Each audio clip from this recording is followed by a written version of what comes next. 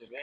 ಸದನದಲ್ಲಿ ಆದ್ರೂ ಪ್ರಸ್ತಾಪ ಮಾಡಬಹುದು ಅಥವಾ ಪ್ರಧಾನಮಂತ್ರಿಗಳಿಗೆ ಸಂಬಂಧಪಟ್ಟ ಸಚಿವರುಗಳಿಗೆ, ಗೃಹ ಸಚಿವರು, ಕೃಷಿ ಸಚಿವರು ಅವ್ರ ಜೊತೆಯಲ್ಲಿ ಕೂಡ ಪ್ರತ್ಯೇಕವಾಗಿ ಅವ್ರು ಮಾತಾಡಬಹುದು. ಒಟ್ಟಾರೆ ನಮಗೆ ರಾಜ್ಯಕ್ಕೆ ಒಂದಿಷ್ಟು ಸಹಾಯವನ್ನ ಮಾಡೋದಕ್ಕೆ ನಾವು ಅವರಿಗೆ ಪ್ರಸ್ತಾಪ ಮಾಡಬೇಕು ಅಂತ ಹೇಳಿ ಮನವಿಯನ್ನು ಮಾಡ್ತೇವೆ. ಅದೆಲ್ಲ ನಾಳೆ ಮಾತಾಡ್ತೀವಿ. ಮಾನ್ಯ ಮುಖ್ಯಮಂತ್ರಿಗಳು ದೆಹಲಿಯಲ್ಲಿ ನಮ್ಮ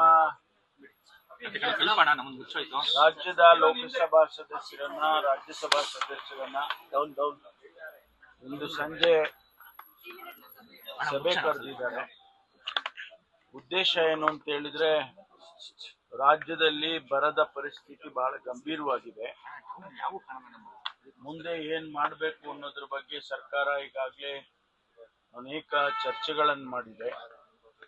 ಈ ಮಧ್ಯೆ ಮುಖ್ಯಮಂತ್ರಿಗಳು ಮತ್ತು ನಾನು ಕೂಡ ಪ್ರಧಾನಮಂತ್ರಿಗಳಿಗೆ, ಕೃಷಿ ಸಚಿವರಿಗೆ, ಗೃಹ ಸಚಿವರಿಗೆ ಪತ್ರವನ್ನು ಬರೆದಿದ್ದೇವೆ.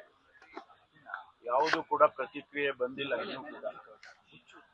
ಮತ್ತು ಇದರ ಜೊತೆಯಲ್ಲಿ ರಾಜ್ಯದ ಅನೇಕ ಯೋಜನೆಗಳ ಬಗ್ಗೆ ಪ್ರಸ್ತಾವನೆಗಳು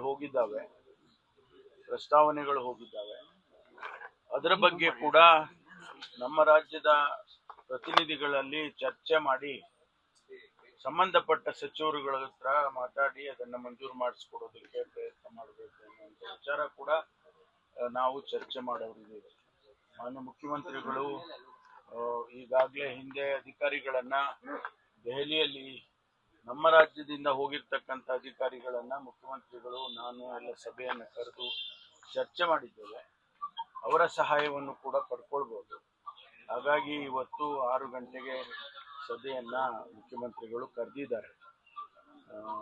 ಇದರ ಜೊತೆಯಲ್ಲಿ ಬಹುಶಃ ಸಂಪುಟದ ವಿಸ್ತರಣೆ ಬಗ್ಗೆ ಈಗಾಗಲೇ ಅವರು ಒಂದೆರಡು ರೌಂಡ್ಸ್ ಚರ್ಚೆ ಆಗಿದೆ ಹೈಕಮಾಂಡ್ ಅವ್ರ ಜೊತೆ. ಇವತ್ತು ಕೂಡ ಆಗ್ಬೋದು ಅಂತ ಅನ್ಕೊಳ್ತೇನೆ. ಒಂದ್ ವೇಳೆ ಅದಾದ್ರೆ ಅನುಮತಿ ಸಿಕ್ಕಿದ್ರೆ ಸಂಪುಟ ವಿಸ್ತರಣೆ ಕೂಡ ಆಗುವಂತ ಸಾಧ್ಯತೆಗಳಿದಾವೆ. ಖರ್ಗೆ ಅವರು ಸಂಸತ್ನಲ್ಲಿ ಬರದಿರುವ ಧ್ವನಿ ಎತ್ತದ ಏನಾದ್ರು